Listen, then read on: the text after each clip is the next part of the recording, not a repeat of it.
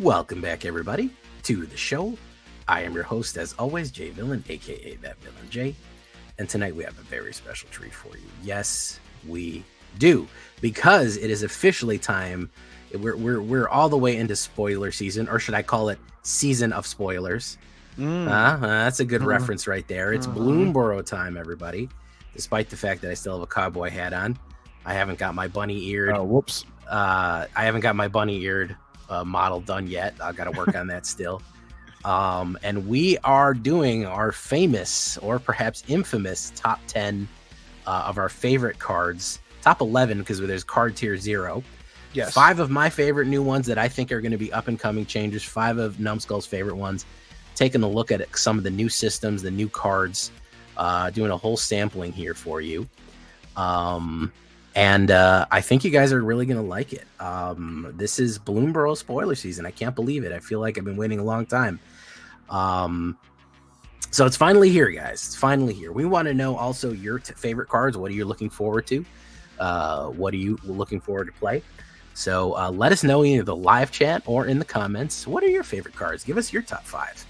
And what's the number 1 most anticipated card you're looking for? So let's put that out there first. But either way, welcome to the podcast. I am your host, as always, Jay Villain, aka That Villain Jay, and with me is the numbest of skulls. There he is, right there. Hey guys. Future world champion Numbskull. There he is. We'll see. So, anyway, go watch our previous podcast. You want to know what I'm referencing right there. We are saying hello. And we are getting it done today with Bloomborough spoilers. Fantastic stuff. Before we do that, we want to join you. We want to invite you to join the podcast and join us on Patreon. Become a member of the Black Council. You get all exclusive perks. You get to join the exclusive Discord, early access to the videos, all kinds of cool stuff. So we'd love you to actually join for as little as $1 a month, $1 an episode, whatever you can do. Help join the Patreon. Come on, join us here at the Black Council. We'd love it. We are completely Patreon supported. This is kind of both of our side projects, and we love to do it. We're going to be doing some stuff, and of course, we're going to be doing some sick brews from Bloomborough when it comes out very soon. And if you want to see some theory crafting, maybe we'll do a theory crafting video before it launches as well. So. That should be exciting. So we want to take a minute before we get started here in our top 10 to thank our patrons.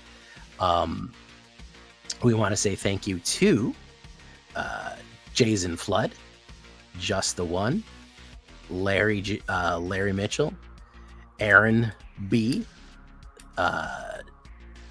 Jay Langford, Metal Mechanic, Eclipse, Notorious D, Dead Fast, Frank E, Argent Icon, W. Taylor, Lars Van Beams, Xylo Beast, Jamel Zilla, Trexodactyl, Lord Gypticus, The Flipticus, Mamulian, Cassius, Nickel Nuts, H-Man, Ulfveer, Dante Valentine, Zaveritz, Clever Sounds, and of course the OG Paradabo. both of them. Both, not even just one Dabo, a whole pair of Dabos. So if you want your names right out of the credits, you want early access to the videos, you want access to the exclusive Patreon and the Discord, yes. Join us there at the Black Council. Thank you for supporting us, and thank you to all our patrons and everyone else watching the video. Don't forget to like the video, and if you like what you see here, subscribe to the channel. And again, hello to all the people in the live chat. We're watching. We're always watching. So this is one I'm always anticipated. Honestly, if I'm going to be honest, Numbskull, maybe I can get your idea on it. This is probably one of my favorite episodes to do. The top 10s are always my most fun episodes. It's always filled with excitement, and it's just like a lot of as like creators, we just always have a lot of ideas. And it's high hopes, and you're kind of in good spirits, and you're looking forward to it because especially right now, it feels like this is coming at a time where standard feels like kind of stale, and obviously absolutely in this scenario we're really waiting for that rotation. and we're waiting to see how things are new after the fact. So this is going to be one of the most anticipated sets because of that. And I think what's made it even better is, and I think Jay and I were talking about it initially and saying that, you know, we're just happy to have a rotation and that we weren't initially terribly impressed with the BLOOMBURROW cards, but No, I think it's safe to say now that like maybe 85 to 90% of them are out, that we have been impressed. We are officially impressed. we are feeling much better about BLOOMBURROW now. And really not up until the reveal stream. Yeah. The ones that I saw, I mean, the art was okay. I didn't really get it. And you know, it looked very twee, but now that we've kind of got a hold on it, I'm actually my hype went up to on a scale of you know, I don't know, on a scale of 1 to 10, it probably went from like a 3 to a 6 or a 7. 6? Okay. Yeah, I would say 7 or an 8 for me. Yeah, I'll be generous and say a 7. I'm sorry, it's just getting outshined by Duskmourn. I want Duskmourn so bad. Oh my god, I want Duskmourn. Yeah. I mean, so, but anyways, we're not going to talk about Duskmourn. Stop talking about Duskmourn, Jay. That's I pull up random people on the street and tell them about Duskmourn. Did you know the whole plane is a haunted house? All right. Anyways, so that being said, yeah, it's definitely getting up there, and also just the anticipation of rotation coming up. These new cards with rotation, new aspects, new ways of playing. It's gonna be great. It's gonna be fantastic. I think we're really gonna enjoy it and have a good time with this one. And we want to show you some of our favorite ones. We try not to choose every single card being a black card. I think 75% of them are, but that's okay. You know, at least 60. Getting. Yeah, at least 60%. And we try to vary it up, and we're going to look at some new mechanics. I know I chose cards specifically with some new mechanics I'm interested in. I think Numbskull did as well. So we're going to do our top 10. We're going to get into it and tell you our tier 0. Now, previous tier 0 picks have been dead on, by the way. Our tier 0 picks have been fairly accurate. For example, we picked tier 0 Sheldred as being one of the best new cards from that set. We picked Vein Ripper being the tier 0 card from Karlov. Yeah. I think we have had some whiffs, but we've also gotten some good hits. So hopefully we're on top of things with this one. We picked Rush of Dread for Thunder Junction, and I think it was like good, but I don't know if it was like the card, you know? Yeah. I wouldn't call it a whiff, but like it definitely, like, people were playing it a lot when it first came out. Like everybody wanted to do that Dread combo, and people are still doing it. So yeah, I don't know if it was the game changer that Sheldred.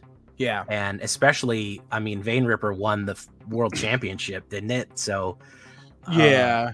Well, what's funny? It was the Pro Tour. Won the Pro Tour. Yeah. But I will say, I think actually Hostile Investigator as the best black card kind of stole the show for Thunder Junction. Oh yeah, and that was something that we kind of did. I don't think we mentioned that. So that is because it was big score. You know, yeah, we kind of ignored big score. Yeah, we weren't really sure how to feel about big score, and then it was like, I think it was like we knew it was going to be standard legal, but we just like, I think we were thinking about like Aftermath from March of the Machine.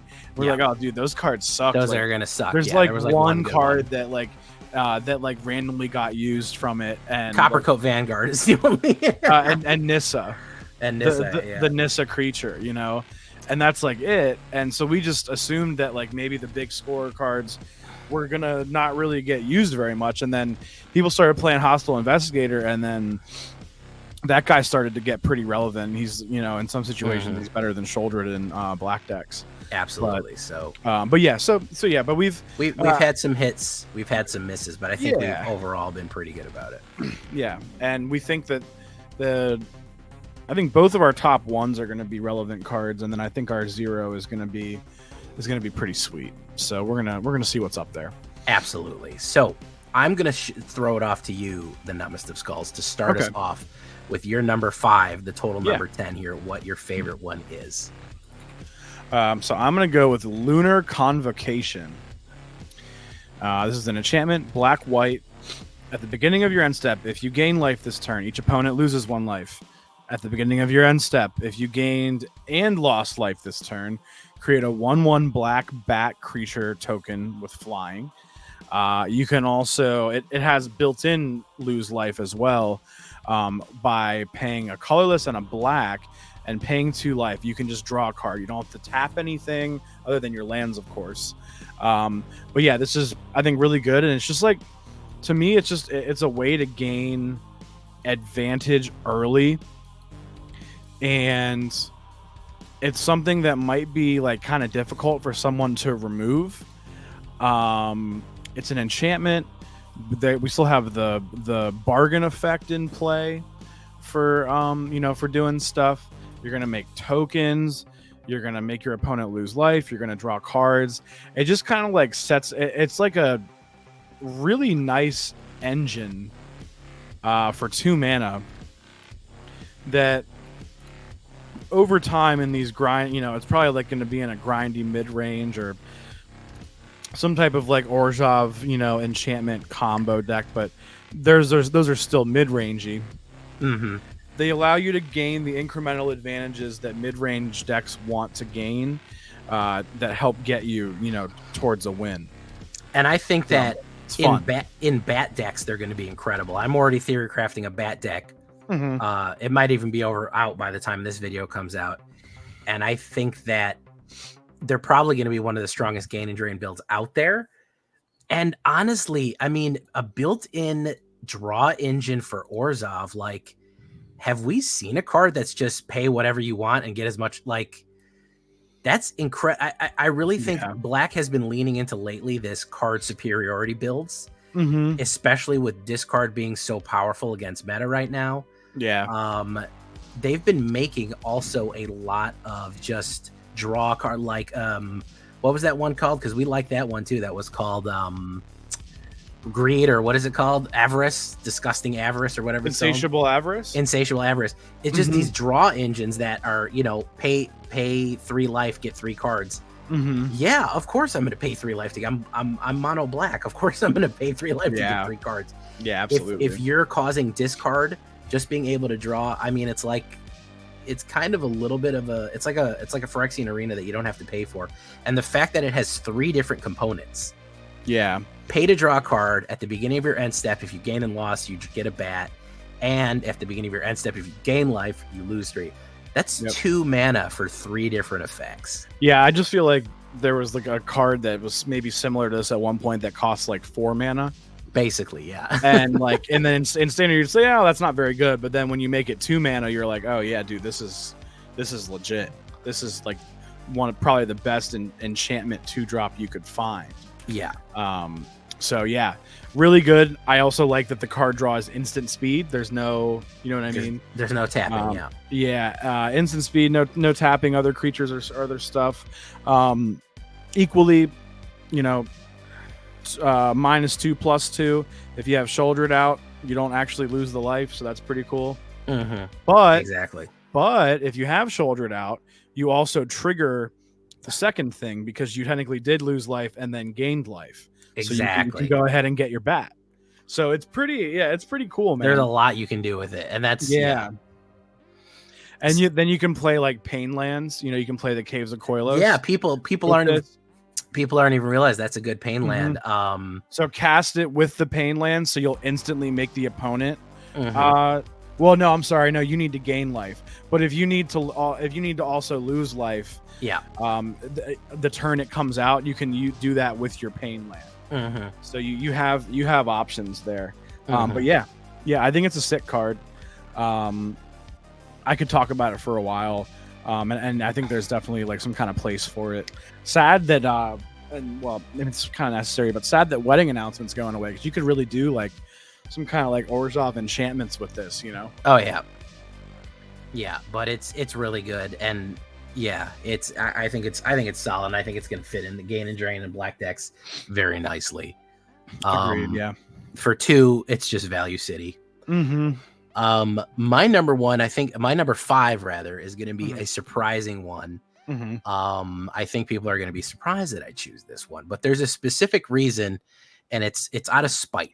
That's why why I'm choosing this one, is pure spite. And I think that maybe people don't see the value. I see big value in it.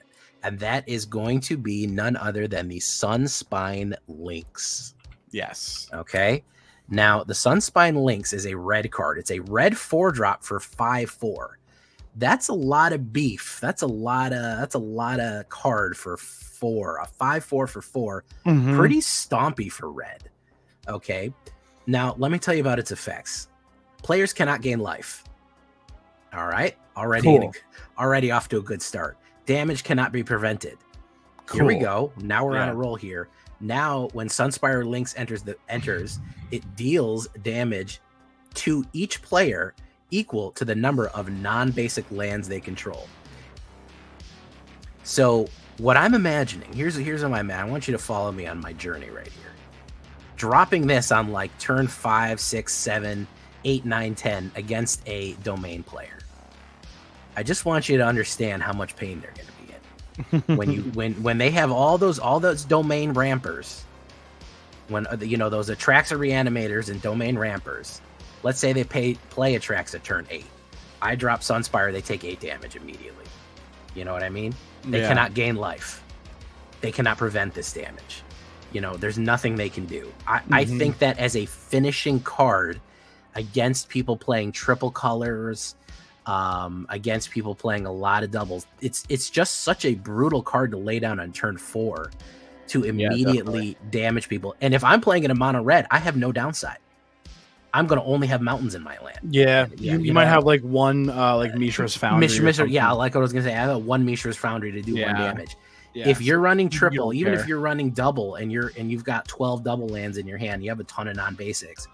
It is such a huge hit. You cannot, unless you counterspell it, you cannot avoid its ETB. You can't gain life back, and you can't prevent the damage. It's going to be a big finisher. Like, I can see laying this down on turn 4, turn 5, even 6 if it's gone long against the mono red, just to kill them. Just smack it, they're done. I think it's awesome. I think it like kind of maybe changes how you build your mono red. But like it definitely in a good way. I think it actually could possibly like create another archetype for mono red. Like a lot of these red decks are topping out at 3 mana. They'll play the new Case, or they'll play Godric, or they'll play Forge, and that's all the higher they'll go. And now this gives them kind of like that top end, where if they hit this, it could set the tone and give them the right circumstances to close out the game. Oh, well, you thought you were going to be at 6 life, and then like, Jay said, like the domain player against mono red's going to double kick their Archangel. But then you play this guy before they go to do that. And I believe, and please someone correct me if I'm wrong, if you double kick the Archangel and hit this guy twice with it, I believe you do not gain life, because the static effect was still in play when the damage was dealt. I believe that the damage went off and killed it. So the damage resolving is what's killed it. So it was still in effect on the board. So there is no life gain, which is great. So that's pretty cool. They also have like all the roll token stuff, or the is it the roll token, or the monstrous rage, whatever that puts on it. If they give, if they make it bigger, and then you're only dealing 4 damage to it, okay, now it's not even dying. So like, you know what I mean? Exactly. And then you're not getting life with your Atraxa, you're not getting life with your Archangel.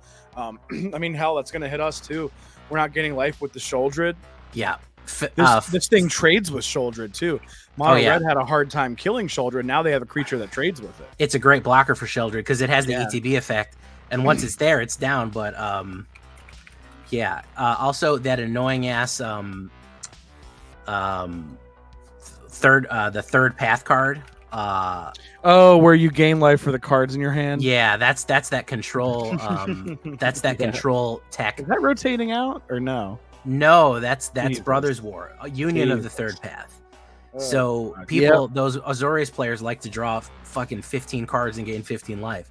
Yeah. No, you got to deal with it first. And anytime you're putting a threat down on the board like that, that you have to deal with, you know, it slows the game down. It does damage. So I think that maybe against Domain, I think it might take a big chunk out of Domain's power, and I think it's going to be a great sideboard card for red. But I just wanted to shine a light on it because it's a lot of, again, value. It's a lot of card for 4 mana. It's a lot of card. Yeah. I would like to also iterate that as someone who plays the Eternal formats now, like Pioneer and getting into Modern, this is going to shut down the Amalia combo too. Oh, Amalia. Everyone hates Amalia now. I didn't realize she was... It's regarded as like the best deck in Pioneer, but also like the most annoying one. Yeah. Because people just like play it and think that they're gonna just like win everything. Yeah.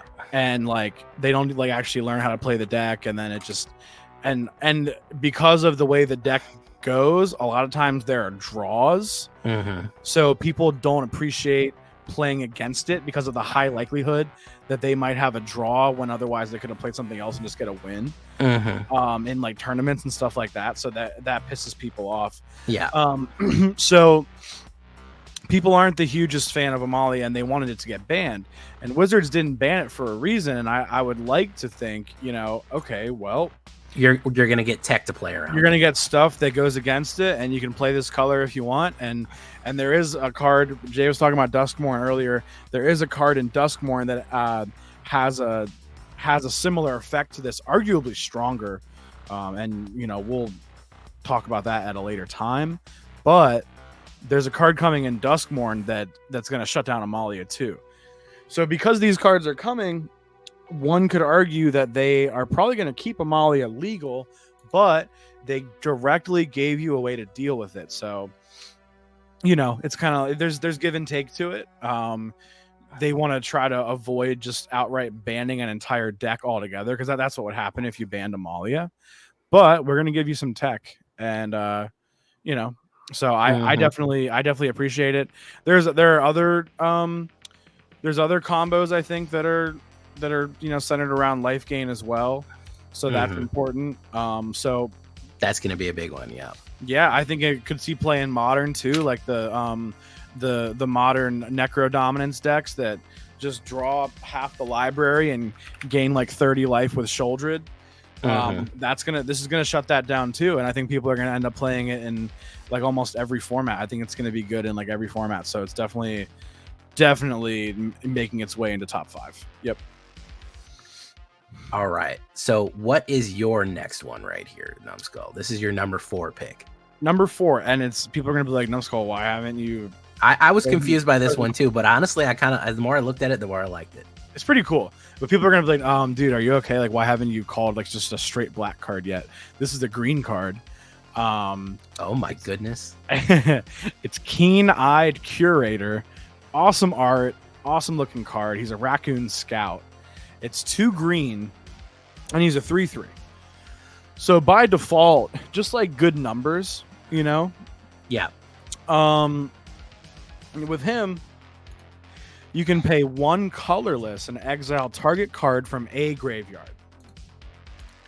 Built-in graveyard hate, kind of like Scavenger Ooze, but like better because it's less mana. And he's already bigger.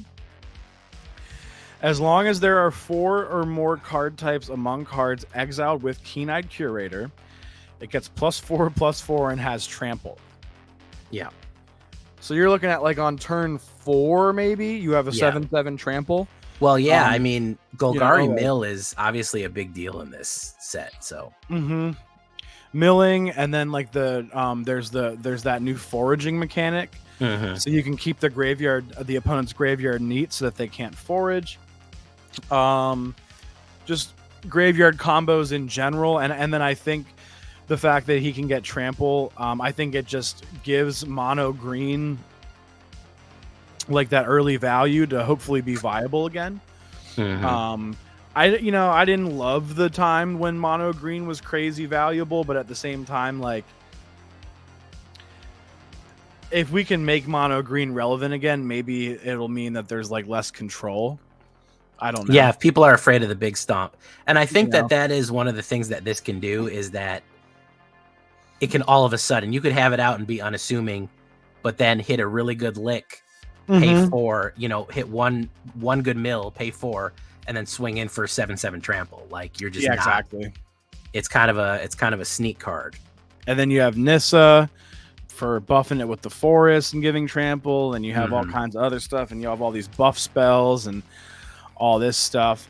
I could see this guy. I don't know if he quite.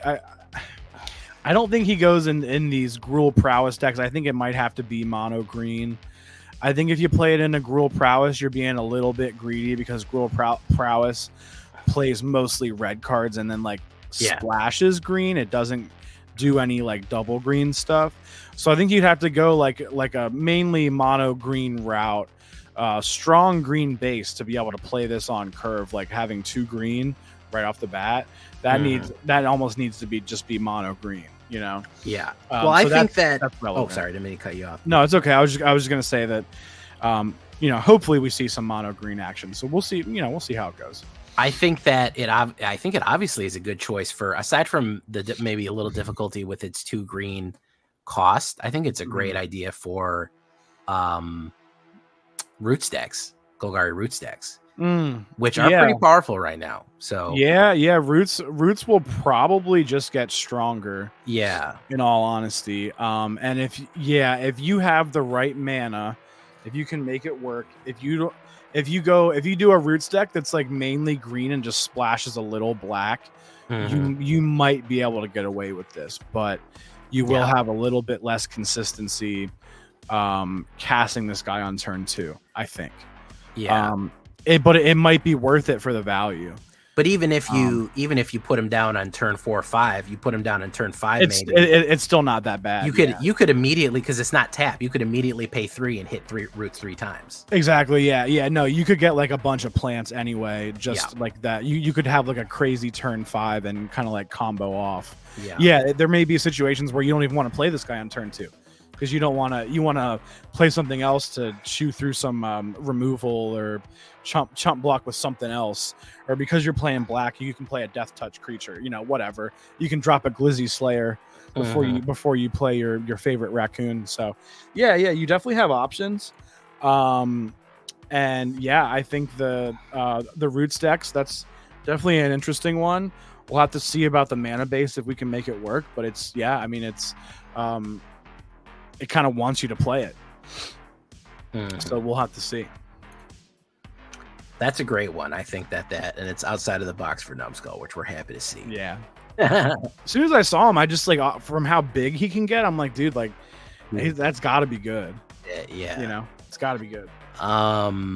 Okay, so my number 4 is, I'm also going to choose a green card. Maybe greens. Maybe this is a green comeback right here. There's some good green cards. There's some pretty good. I mean, for a forest creature 1, I guess they had to make green. They couldn't just ignore it like they normally do. Yeah, they had to throw out some stuff for sure. As a green player, as a mono green stompy player, and as a Gruul player, and as a Golgari player, a lot, I do like green quite a bit.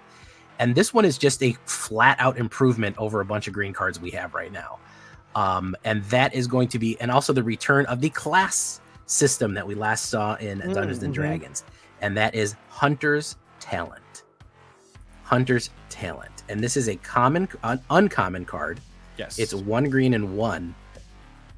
And the reason I call it a flat improvement is because it's a fight card that costs 2, which frankly I think almost nearly all.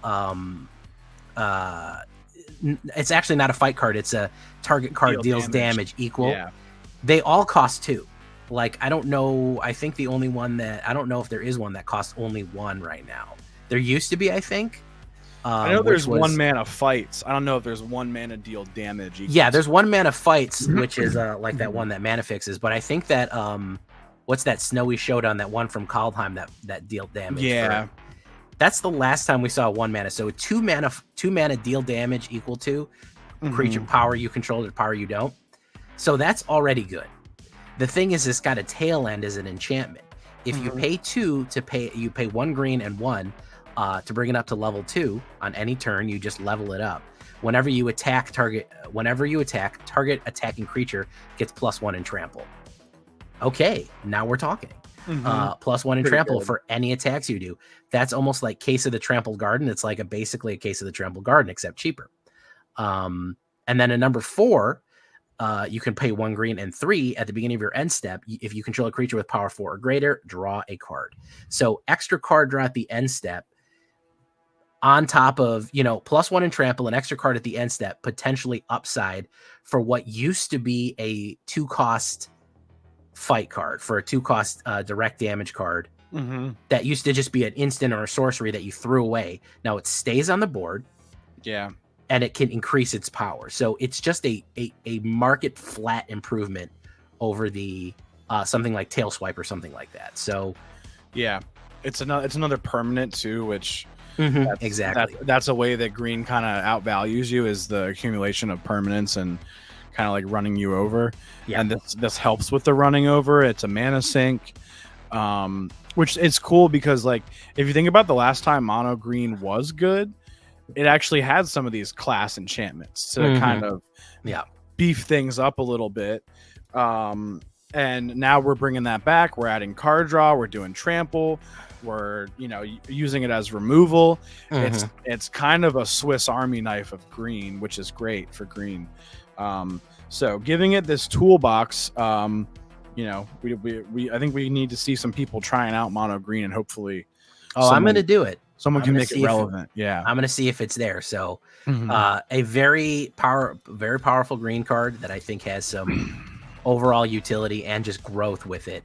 Yeah. And again, like you said, a mana sink on the turns you're not doing anything, just power up, have that extra board presence. So yeah, for sure. I don't know. And also I'm excited to see classes return too. I like those. Yeah, I think having classes is, I think that's going to be fun. Yeah, that was a fun way to do them. All right, I'm gonna keep shocking people. Yeah, this one was really shocking. This card is just so good. It's gonna be so good, and it's gonna break shit. Yeah, it's gonna break a lot of shit in a lot of formats. So it's not a black card. Once again, I promise we're getting there. We're getting. Don't worry, they're coming. They're coming. This one is Storm Splitter. Yes, otters. And he does pretty much exactly what his name says he does. He's 3 colorless and a red. He is an otter wizard. It is a mythic, but it's non-legendary, notably. He has haste, and that's why that keyword there is really going to come into play for the way he combos. Whenever you cast an instant or sorcery spell, create a token that's a copy of Storm Splitter. Exile that token at the beginning of the next end step. I like his flavor text too. Will cover more ground if I split up. That's good. That's a good. Like there's some great. There's good flavor text in this set, I think. Yeah.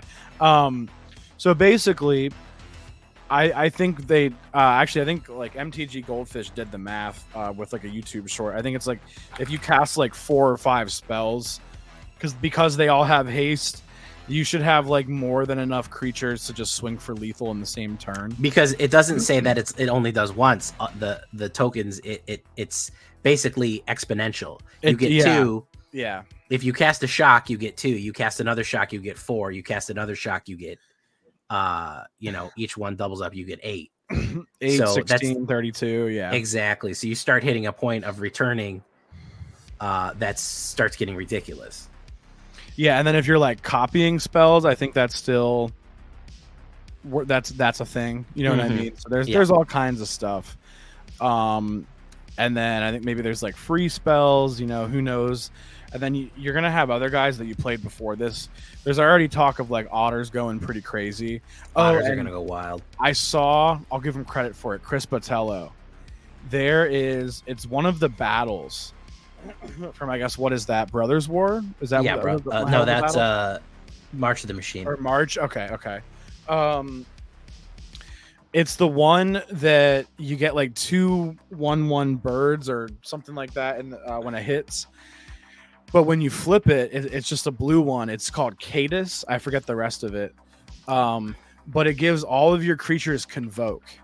So you're casting this and you're making all these copies, and then eventually all your spells just are free. They're all free. See, he's more clever than me, because what I thought of was turn 4 or turn 3 or 4, plotting some spells. Yeah, maybe plotting a couple things. Turn 4 or 5, putting down plotting is a great idea. Yeah, there's nothing wrong with that. Because that way you can get a bunch of free ones. Yeah. And then I would put down War Leader's Call, and then like just cast 5. Sure. Just cast 5 cheap free or cheap spells. You don't even have to attack. You just kill them off. No, I would just say double, and then easy enough. Yeah. So sure. I think there's a lot of ways to do it, and the fact that he only has the 1 red in the casting cost allows you to just splash red. It's actually kind of giving like Fable of the Mirror Breaker vibes a little bit.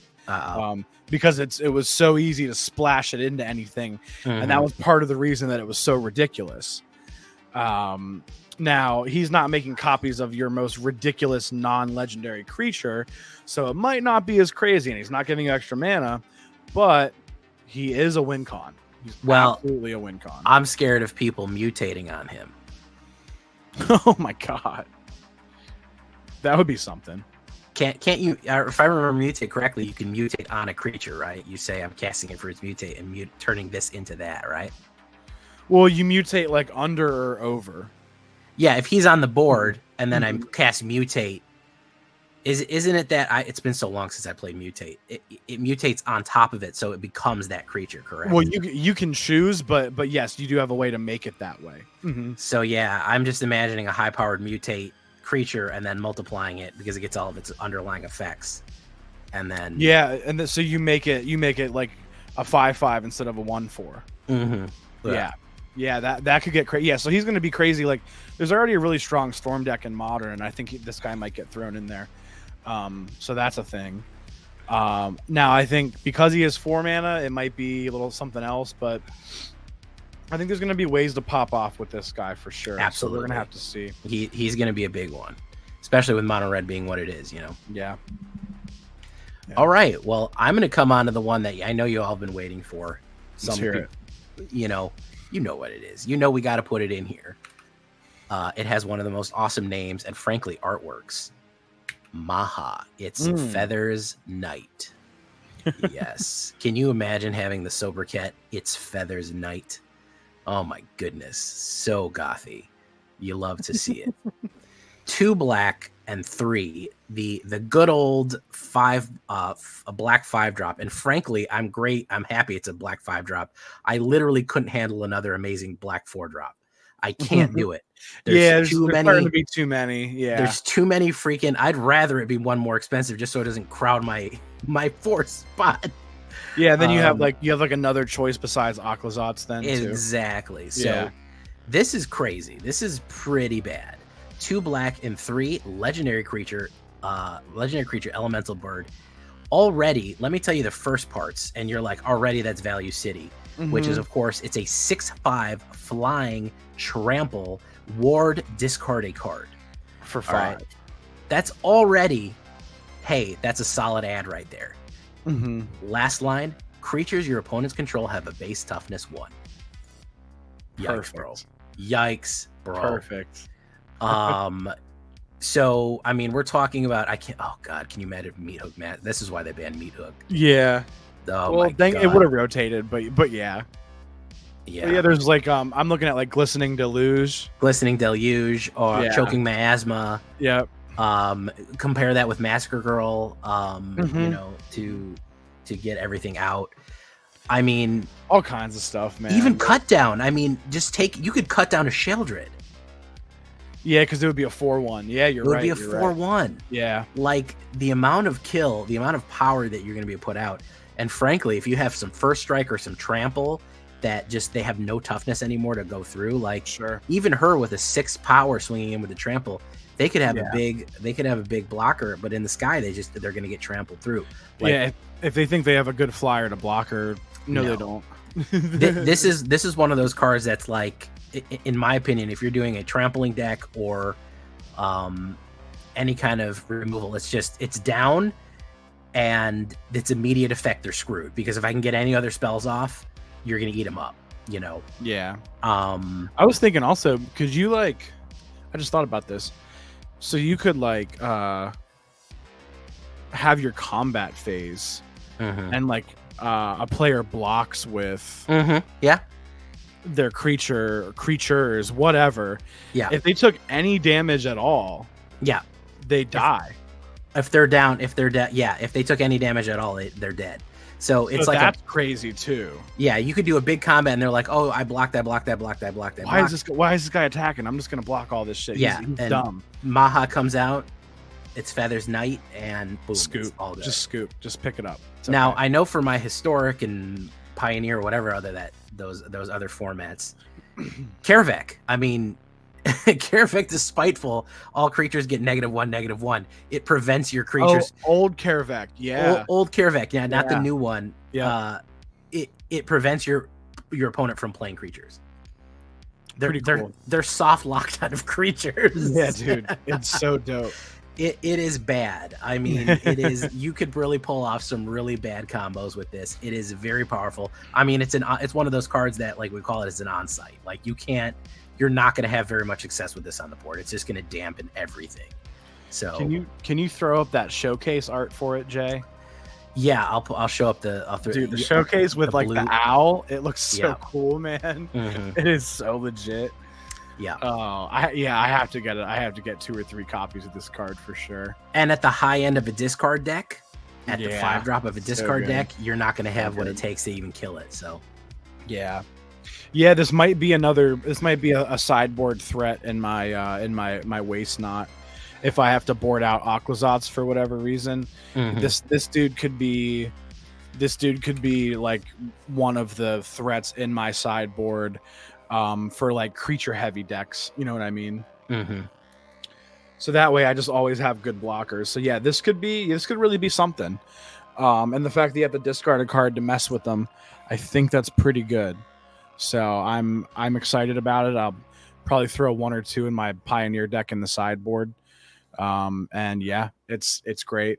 Aquazats already takes over the game when he hits. So I would really be interested to see what Maha could do. This does. Yeah. So. All right. I know your next one is a banger. Oh yeah. I know your next one is some serious gas. This is one by the way, we have every now and again, because we do our list separate. We try not to influence each other. And we'll come together with like a list of like 5 or 6 or 7, because we know we're going to overlap. And this one, I was like, who do you want to? Okay, we already know we're going to choose this one. Who do you want to take? And Numskull's like, I got to take it. So I gave Numskull this one. It's his number 2 pick. It is very, very cool. I'm jealous that he's picking this one, because it is obviously one of the better cards out there. I'll let you speak. Sorry, I'm just like trying to find it again. Augur something dark. Here he is. Dark Star Augur. There we go. Okay, yep. So it is, this guy's great, and one thing I love about it, and something that I think is really cool, is it showcases one of the new mechanics that we have with this set. So Dark Star Augur is a 2 colorless and 1 black bat warlock. He is a rare but not legendary. Warlock makes him an outlaw, correct, Jay? Yeah, right? He's immersed. He's a warlock. He's an outlaw. Yeah, so he fits right nicely into the OTJ set. Very cool. Very cool. So the offspring mechanic basically is when I was talking about it with friends the one day, we basically said it's pretty much just kicker. So you offspring for this guy for 1, and you're going to make a copy of him. And when you do that, whenever you offspring a creature, the copy is a 1/1, which is whatever. It's the baby version of it. It's the baby version, but it still has all the other text, which is cool. So that text is that he has flying. And then at the beginning of your upkeep, reveal the top card of your library and put that card into your hand. You lose life equal to its mana value. So you're going to be getting 2 cards every upkeep from this guy. And then you're going to, what do you call it? You're going to get, obviously you're going to draw. So you're going to be getting 3 cards every turn. Now you have to be careful. You might lose some life. You have to be mindful of that, you know. But then we were looking at Jay and I were talking about Rowan Scion of War. This is the combo, yeah. Yeah, and I realized it doesn't quite work the way I thought it did.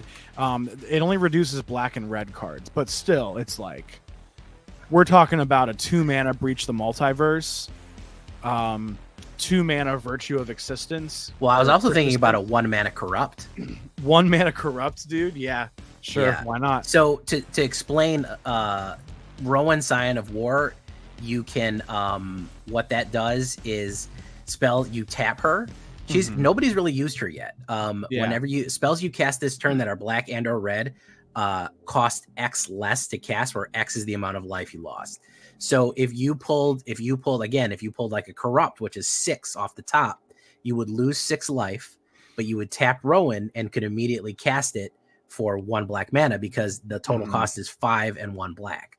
Yeah. So for 1 black mana, you could hit a Corrupt. And 2 black mana, you could Breach. 2 black mana, you could Breach. You could actually do them back to back. You could hit Corrupt and then Breach. Yeah. Pretty crazy. Pretty wild when you think about it. Yeah. You have to be careful. I think probably your best bet with this card, so you don't accidentally nuke yourself, is have instant speed sacrifice ready to go. Sure. Maybe. Or in a life gain, even in an Orzhov life gain shell where you don't have to worry about it. Like if I'm at 25, 28, 30 life or something, I just don't need to worry. I can pop off 5 or 6 life a turn. Yeah. And it's not really gonna matter. So yeah, that's definitely relevant. Or just like have lifelink creatures because you're playing black, you'll have access to it. So just be mindful. Obviously, you're probably gonna play this card with Sholdred if you're gonna be centering things around card advantage. You're gonna play Sholdred, so that'll be relevant. But yeah, and this guy's a flyer too. So you're talking about 3/3 flyer. Yeah, I mean he's not bad either. Yeah, and he's a bat, so you could do the whole bat thing. I don't know about a 4-mana bat. I don't think we have one, so I think you just play Sholdred, which is fine. I guess you could play Archfiend of the Dross if you really wanted to, and that's nobody's going to tell you it's wrong. Yeah. But yeah, so you can do that, but then turn 5. Okay, now you have your Aquazats coming down, and if you're not playing bats, you're playing your Maha, or you're doing Season of Loss, whatever. You know what I mean? There's a lot of stuff going down. I could even see this playing at Rakdos aggro and never having to worry about it because everything in my deck is going to be 1 or 2. Yeah, you could do that too, where like you top out at your 4-mana Sholdred and you only have like a couple, and then you play like 3 or 4 of this guy and maybe 1 or 2 other 3-drops, but everything else is like 1 and 2 mana. Exactly. We're talking, and you're not that worried about it. You're running aggro and burn on the front end, and so it's like, okay, what are the chances I'm going to draw my big card? Probably very little, and that way I just have superior, because red cards turn crazy. Yeah, exactly. Red and aggro's biggest problem is they can't feed the fuel fast enough. They can't feed the fire fast enough. So. And you're playing around Sholdred by putting the card in your hand. Like if the opponent has it, you put the card in your hand, you don't draw it. That's one of the things where red, when it plays the case where it draws 3 cards a turn, if the opponent has a Sholdred on the board, the game's over. It's gonna hurt you. But if the opponent has a Sholdred on the board when you play Augur, and if you Offspring, then you're gonna get those 2 extra cards. I mean, yeah, it's gonna hurt you, but only for the mana value, not with Sholdred. So I think there's something to be said for that. And I feel like anytime a card is close to Necropotence, like it's kind of orbiting what Necropotence is, it's probably really little bit, like, yeah. It's not exactly Necropotence, but it's like, all right, we're kind of we're in the zone, so it probably has some power behind it. So in the zone of like brokenness for sure. Not as bad, but I think people were saying he's like Dark Confidant. Is he? I don't remember Dark Confidant. I'm not as familiar with it. Let's see exactly. Dark Confidant. Yeah, he is. He's basically Dark Confidant. He's a more expensive one. Yeah. He's like and he's a flyer, so that's cool. Yeah. Yeah, exactly. Like the same thing. Flying Dark Confidant. And you can make a copy of him, which is pretty legit. So I think that there's something to be maybe like the power creep Dark Confidant, if you will.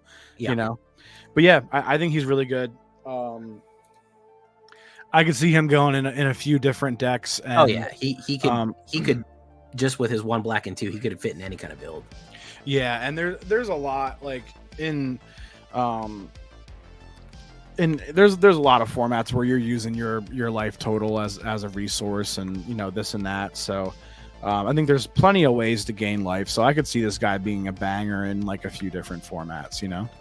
Mm-hmm. So yeah, super excited for him. I love that he's non-legendary. Makes the offspring good. You can play another one. You can kind of do whatever. You could fly at everybody. So we have options for sure.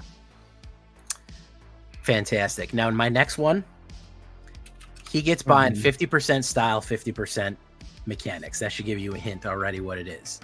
Okay. 50% style, 50% mechanics. I gotta back it up just a little bit. Do a little preface to this one. Okay. If you are an alchemy player, you know that heist is busted.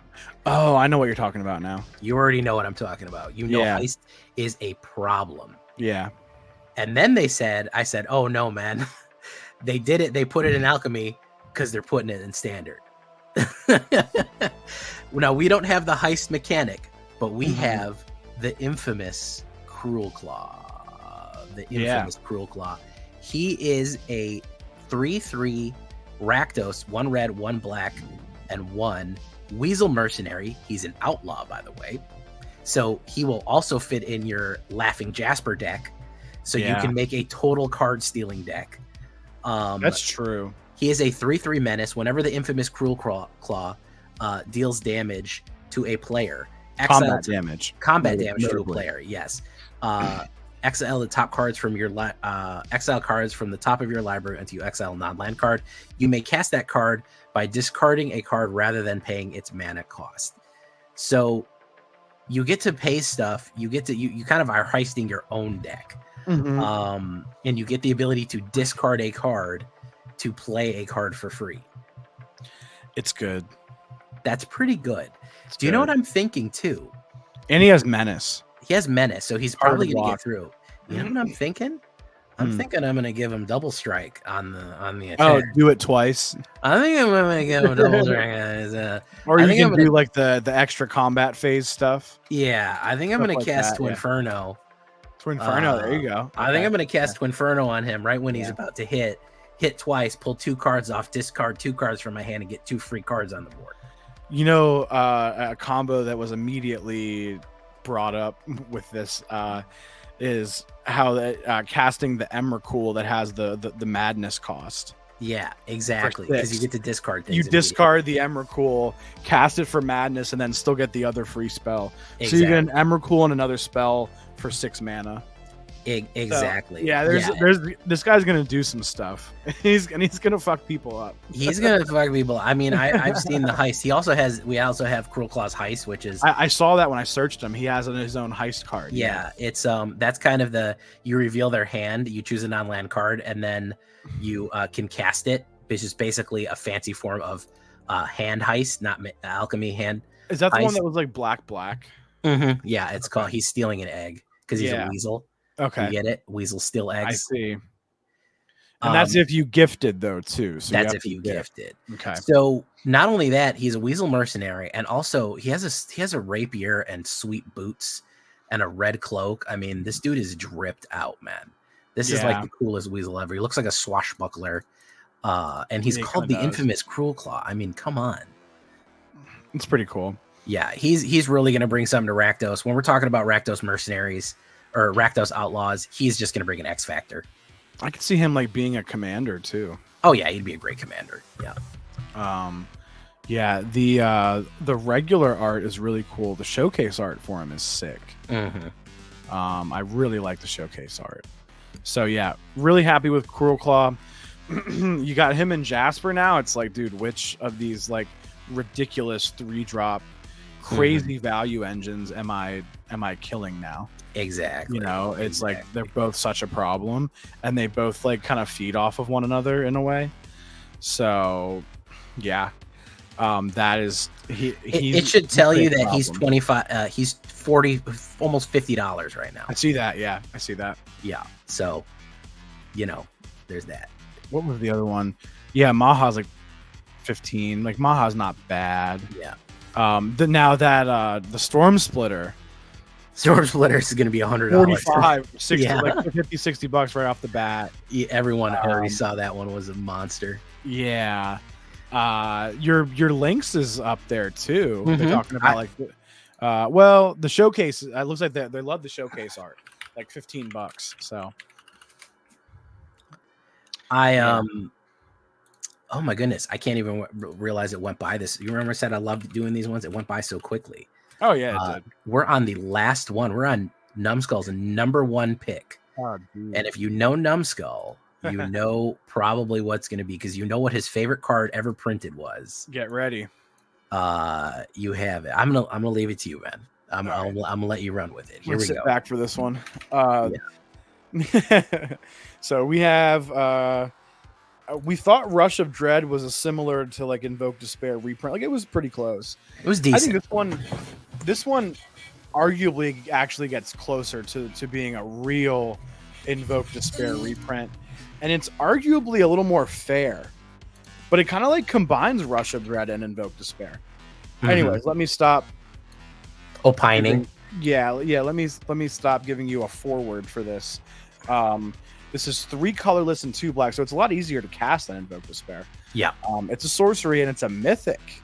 Notably, it is a mythic non-permanent spell, so that's relevant.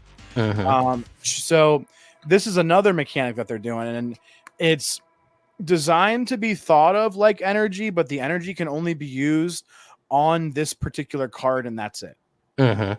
You don't get to carry it over, none of that. You get 5, and instead of energy, they're like little paw prints. Yeah, like little like bunny paw prints, if you will. We had to make it as cute as possible for Blue. Very cute, very cute. But what it's about to do to you is not cute. No.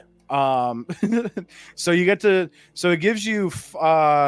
Basically, tell us what it is. Yeah, sorry, it's Season of Loss. There we go. 3. Yeah, so sorry, like I said, 3 colorless, 2 black mana. It is a sorcery. My bad. I was so excited I didn't realize I didn't say the name. You're getting too stoked for it. Yeah. So all of the cards that do the paw print stuff, they'll have 6 worth, but you can only spend 5. From what I've seen. So you can never do all of it, and that's okay. So but you can mix and match though. You could do 5 1 paw prints. Yeah, well, yeah, you could do 3 and 2, 3 and 1, or 2 and 1, or you could only do just the 1 or just the 3, whatever is relevant. Yeah, no, but I mean, you can choose the same more than once, so you could choose. Oh, sure. I'm sorry. Yeah, so you could go like 2 2 1, or like 1 1 1 2. Yeah. You're right. I'm sorry. So yes, choosing the same mode more than once, I think that is a little broken, which is great. So yeah, the first mode is 1 paw print. Each player sacrifices a creature. Solid. Of course, you could do that 5 times and make people sacrifice 5 creatures, which is great. Yeah. Maybe you have a Vein Ripper on the board, and then you could do some stuff there. That's 10 life. Yeah. Pay 2. Draw a card for each creature you controlled that died this turn. So that's relevant too. Like that's like another kind of like how we were saying, like Maha is a good post combat. This could be a really good post combat card if you have a lot of creatures. That's 2 paw prints. So you could just like draw like what, I don't know. Let's say you had 2 creatures that died. You could just like make the opponent sacrifice a creature and then draw like 4 cards for 5 mana. That sounds good enough. That sounds good enough to me. There you go. And if you have a shoulder it out, you're just gonna so happen to gain 8 life. Exactly. You know. So yeah, pretty good. Pretty good. And I don't know the way the resolution works. Like, if you sacrifice a creature, does that give you an extra card for the second mode if you choose that? I believe so, because it always, the way Gix's command resolves, because when it says put 2 1/1 counters and then destroy everything with 2 or less, you get it always lets me put my counters first and then destroys under. You're right. So I've saved creatures like that. So I feel like it's going to go down the line. It's going to do each player sacrifices and then draw. So you could do 3 forced sacrifices, meaning 3/4 sacrifices and then draw one each card for each one that hit. So basically, you benefit from sacrificing your creatures, but the opponent does not. SOL. Yeah. Yeah. And then we didn't even get to the third one yet. Tell them about that last mode. That last one, dude. Tell them about that last mode. That makes the previous conversation pretty relevant too. The previous question in mind. Mm-hmm. It's 3 paw prints here, so you can only really do it once, but you might only need to do it once to win. Each opponent loses X life, where X is the number of creature cards in your graveyard. So Golgari, Mill, you got this is Christmas for you, basically. Yeah. You're welcome. Yeah, you could be doing insane amount of damage by turn 5. Like, yeah, and there is some like mono black self mill. There's some stuff going on, or you just had so much stuff die that even if like, let's say it's, I don't know, like 8's pretty good. Oh yeah, even Rakdos sacrifice, like, yeah, you could do like a Rakdos thing. Yeah, we could like kind of run some sacrifice stuff, and this is your finisher. There's a lot of moving parts here. But if you're gonna sacrifice all your creatures, kind of do this like, this kind of, I don't want to say dark ritual because dark ritual is for mana, but it's like a dark ritual, like converting creatures into making your opponent losing life. It seems kind of good. It seems good, especially if you like have a Vein Ripper out, and then you sack all the creatures, and you sacked a bunch too, and maybe including your Vein Ripper.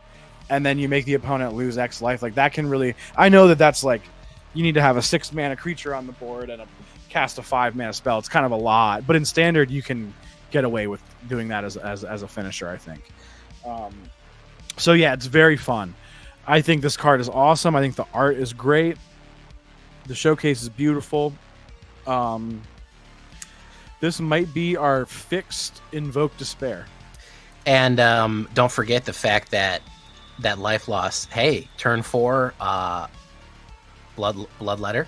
Ooh, yeah. Do a double it up. Yeah, a little double on there. Well, I like that. Yeah, good call on that one, Jay. Yeah. So yeah, double. So if you do have the 8 in the graveyard, now it's 16. Mm-hmm. That starts to, and you're talking about end game. If you swung with the Aquazats, you already dealt 4 damage. So we are talking about 20 damage on turn 5.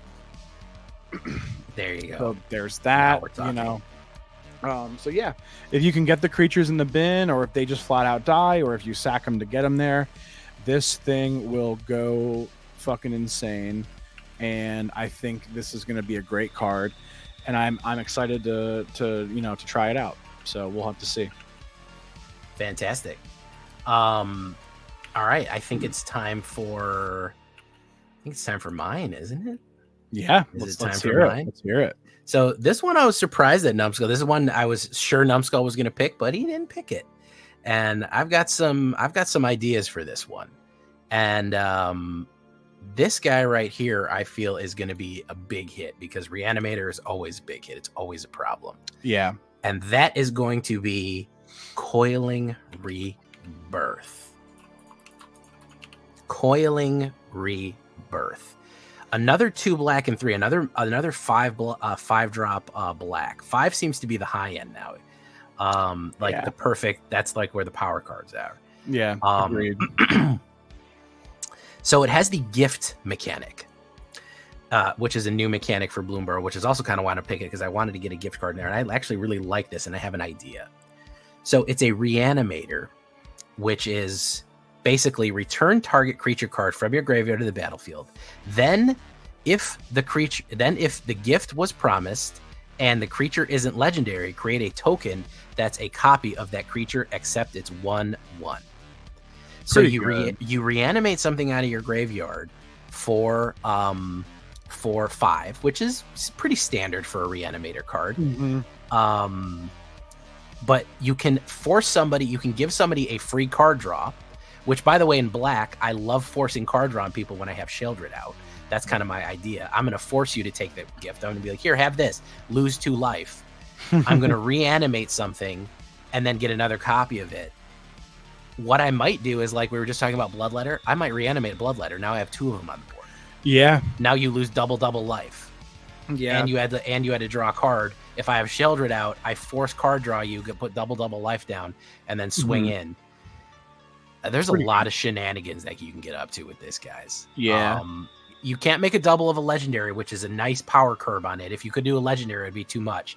But the fact that you can do this is you can get two double Vein Ripper too, which like how we were saying, like that's solid. Oh yeah, you could do two Vein Rippers. One of them is a 1/1, but it doesn't matter. You know what I mean? If you have two of them on the board, it's that triggered ability that we're really looking for. Yeah, exactly. You only need to swing with one of them.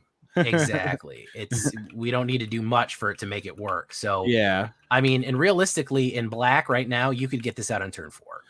I think you could also do it with, and we're not quite there yet, but with another card that we're going to talk about. Oh, secret bonus card, the number 1 card, the ace card. The ace card. But yeah, this is awesome. Once again, check out the showcase art. Really cool. Great stuff. It's kind of giving me like Eldraine vibes a little bit with that art, which I really appreciate.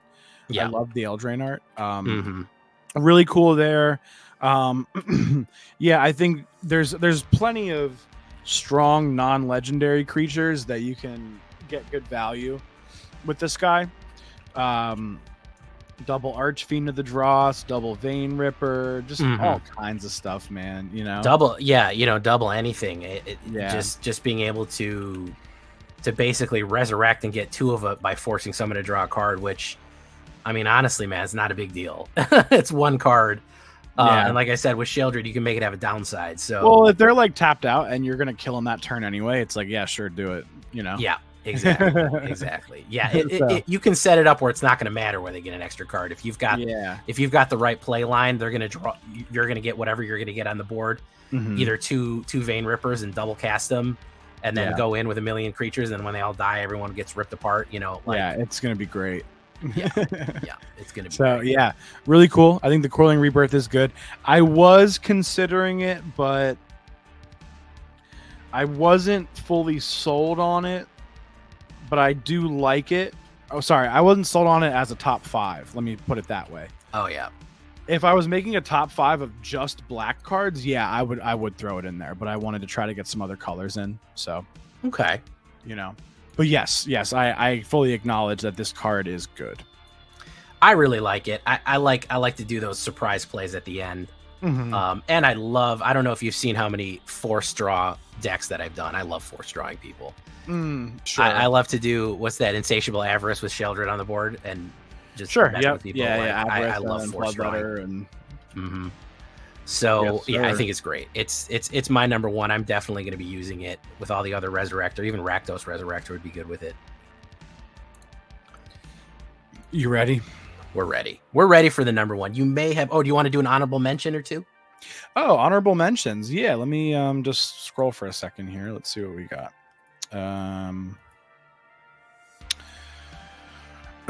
I like we're talking about the talent cards. I like Bandit's talent. I like the black one.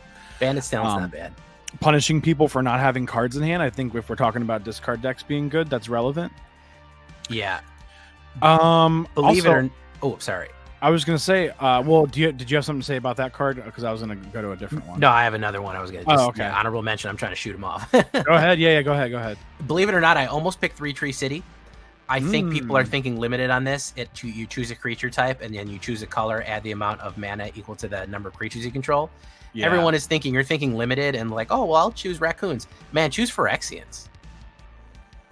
It's pretty gangster, yeah. Yeah, I mean, choose Phyrexians. Choose humans. You could go wide with a lot of different things by getting, on human go wide, you could get 5, 6, 7 mana out of 2, That's true.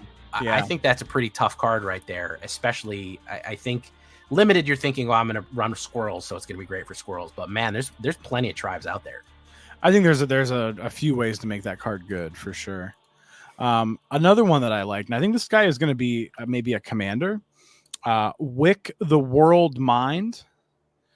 Oh yeah, I heard about him. Yeah, I seen him. Pretty cool, I think. 2/4 for 4, which is like not amazing, but what we're looking at here is when him or another rat you control enters, you make a 1/1 black snail creature token if you don't have one. Otherwise, you get a counter on the snail. And then you can pay Grixis colors to sacrifice a snail and deal damage equal to the sacrificed creature's power to each opponent. And then draw cards equal to the sacrificed creature's power. Notably here, you don't tap Wick to do this. You just tap the mana. And I think that is actually kind of crazy. And he's like, face value, he's just a black card, but because of his ability having Grixis colors, he allows you to do this kind of like Grixis, like rats and snails and whatever other kind of like snakes. He gets weird. Yeah. Yeah. He does a lot of cool stuff. So, and I know there's some red cards that do rats, and then there's blue cards that, you could kind of mix some stuff in there, mix in counter spells, extra card draw, copying creatures, like just whatever, just some interesting interactions with blue. And then you're just like fireballing people's face, like literally flinging snails at each opponent's face. So in Commander, each opponent, that's really good. So I thought about putting him in, but I felt like his best use was Commander, and that isn't quite what we go for, So, but he's fun. I actually liked him, and great. I like that he's maybe an Uzumaki reference from Junji Ito's Uzumaki. I could see that. But yeah, where everyone's obsessed with spirals.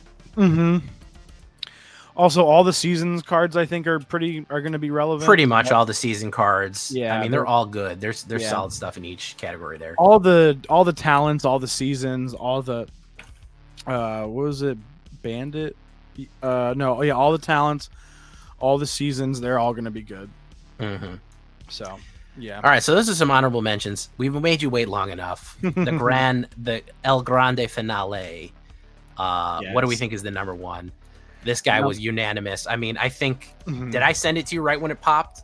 Well, I think I sent it. Who sent it to who? I thought I sent it to. No, you did send it to me. You're right. Yeah. You sent that to me. I sent you Augur. Oh yeah. And then I believe I did send you Season of Loss. Yeah. And I sent you Maha. But you did send me the number one. Yes, I'll give you that. The tier 0, as a matter of fact. The tier 0, the unanimous number 0. Well, I'll let you do it. Okay. You do the honors. I'll tell you what the card is this time before I get into it too far. Rotten Mouth Viper. Rotten Mouth King. Yeah, so it is a big snake. This is the Calamity Beast, as they were calling them. In the Wizards thing. So each color gets a Calamity Beast, which is weird because it feels like black gets 2. Yeah. With Maha and this. Yeah. But I think the Calamity Beasts themselves. There's legendary Calamity Beasts, and then there's just regular. And there's a non-legendary. Yeah, so this is like the non-legendary black Calamity Beast. So it's, face value, it's a 6 mana 6/6. Okay, you're like, well, all right, you're gonna have to sell me. And how much does it cost to cast? That's the question. People look at it. So how much will it cost? So it's a 5 colorless and 1 black for a 6/6. You're like, okay, well, when's this going to get good? Just you wait. As an additional cost to cast this spell, you may sacrifice any number of non-land permanents. This spell costs 1 colorless less to cast for each permanent sacrificed this way. So that could be as low as 1 black mana to cast this guy. Pretty good. I think Jay and I were looking at it, and as early, you might be able to do a turn 3, but you're probably looking at like turn 4 to cast this guy like comfortably. Well, actually, I'm trying to think. Yeah. It would be turn 4, I think. Yeah. But our most immediate thing was going Freebooter, Fanatical Offering, and then turn 3, whatever you can figure out, basically. But yeah, so you have that, and then I think maybe if in like a Rakdos shell, he could be good too with like Gleeful Demolition. It's almost like you're like Rakdos Convoke, if you will. Like he's your big Rakdos guy. But yeah, so and then that was just the top half. The bottom half, and this is what makes him good. When the Viper enters or attacks, he gets a Blight counter. Yes. Which I think Blight is a really cool thing. I'm into Diablo right now, so with my Necro build, Blight's a big thing. But for each Blight counter on it, each opponent loses 4 life unless that player sacrifices a non-land permanent or discards a card. So that's pretty good because he just keeps stacking those counters. If you happen to proliferate, it gets even crazier. He gets one as soon as he hits, so he does have an ETB trigger. It just seems really good. I think he'd be good in a discard deck. I think he's good in a sacrifice deck. I have him in a sacrifice deck so far, the one that I sent to Jay. But I totally think you could do some kind of discard shenanigans with him. Oh yeah, no, I mean he could fit in so many different. He's a bomb. Yeah, he could fit in so many different locations. He's really cool, man. So yeah, I'm happy to see this guy. Happy for him to be our calamity beast. And the thing is as I've said before, discard is really high tier in black right now. Like, it's probably one of the better black decks because it controls meta so well. People Agreed. Are just you can just hand rip. So at the high end, saying you have to lose 4 life for each calamity if you can't discard a card or sacrifice something, you're just eating them alive. You know, if you're playing removal, you're playing discard, they're just gonna have nothing left for you. They're just gonna lose life on lose life on lose life. Like, you're just gonna absolutely just melt them. I feel like I think it's one of those things where you're gonna have to see it in effect, and then what you're seeing is gonna be believing. Yeah. I mean, it's just we're gonna punish those control decks that aren't doing anything. Oh yeah, I'm so ready. Yeah, I'm so ready. We're ready to punish you know, he might end up being a sideboard card, but he's like a super relevant sideboard card that has a very particular use case. But like, when you draw him and you resolve him in said use case, it's a big problem for the opponent. Oh yeah, absolutely. So so I am super interested in this card. I would love to play this. Imagine getting him in draft too. Ooh, such a bomb in draft. Yeah, you know, mess things up. Like I could see someone like if you played him like in like a sealed pool, like you playing on arena, like someone would probably just scoop if you resolved him. Oh yeah, no, he would like, really no he would salty damn thing. He would be people are gonna salt off of him because he's too much. He's too much to deal with, you know. As a high end card, he's just gonna rip you apart. Yeah. So it's really cool. The only downside that I do see is like where it feels like it's really easy for like every color to have non-land permanents now. Like almost every color like is gonna make food tokens. Like, or they're gonna get some kind of token or some kind of whatever. Well, that's why I think that pairing him with the suppression is going to be the key. You need to keep everything dead, everything off the board. Yeah, and then just have him come down, keep no cards in their hand, and they're really going to take a hit. Board clear, no cards in hand, and this guy is like, and this guy's just eating you for 4 every turn. Make it 8 if you're gonna make it worse. If you're gonna do the bloodletter, you know. Yeah, and then he's attacking also. That's before he attacks. Well, that's before he does combat damage. Let me phrase it like that. Yeah. So we think this guy's really good. He's a calamity. It was kind of a toss up between this guy and 1 or 2 other cards, but I think we ended up agreeing that he's the guy. He's the guy. But I think like either of our top ones could take it away. Yeah. You know what I mean? Yeah, I think both and Maha probably also. I think Maha, this guy, Season of Loss. What was your top one again, Jay? Mine was a Coiling Rebirth. Coiling Rebirth could be up there. Any of these, you're talking about 4 black cards that are just very powerful. Steal the show, possibly. Now there are plenty of other cards that are super good and super relevant, and we're gonna have to deal with them. But Jay and I are pretty happy with the support that Black Deck's got with this. Black is doing all right. We're okay. There's at one point Jay messaged me. He was like, "We are so back." And I was like, dude, yeah, we are. Black decks, they've been good, but there's some real suffering gonna be like when you hear like random people like who don't play mono black that are like, mono black's good right now. Yeah. When you hear Everyone that, always discounts it. Yeah. When you hear people talking about it like that when they don't normally play it, it really is good. And it's like, yeah, and then that also means that like there's a few archetypes within that are all viable, which is great, which I love. So yeah, super excited. I don't think Jay and I got early access, so unfortunately I emailed them. I don't know what it is about us, but yeah, I don't want to dwell on it too much, but sadly we will not be doing it. We were not. I sent out a lot of messages, so yeah, me too. I had other people vouch for myself and Jay, and still nothing. So I don't know what's up with there. But we're going to be having decks for you guys, just like in Thunder Junction in the patrons only Discord. We're going to be having doing our brews in there for the patrons to see before anyone else. So definitely check it out. Absolutely. We have a few people that we've interviewed who are in the Patreon as well as creators. They'll have access. They stop by every once in a while, say hi. Yeah, so we'll be happy to kind of share that around, get it in the community, and kind of like get the decks out there a little bit, and see how they do. I think last time some creators in early access ended up using our decks, so that's kind of cool. That was very nice. Yeah. Also, shout out to Capricorn because he said he'd help me with it. He said he'd run any deck I wanted in early access too. Oh, he's doing early access. Okay, sick. Yeah, I think I don't know if he's doing it this time. Last time he said, "Listen, I know you kind of got yeah, you kind of got so yeah. If you want to get in with something, you want to see something go, just let me know and I'll help you. Capricorn's a real cool dude. We like. He's a great guy. Yeah, we fuck with Capricorn. Yeah, so maybe we'll throw some stuff to him and we can maybe like guide you to his channel. And maybe one day we'll find out why we're blackballed. I don't know. Yeah, we'll find out. I don't know who we pissed off. I didn't do anything. Maybe we complained too hard about the Invoke Despair ban.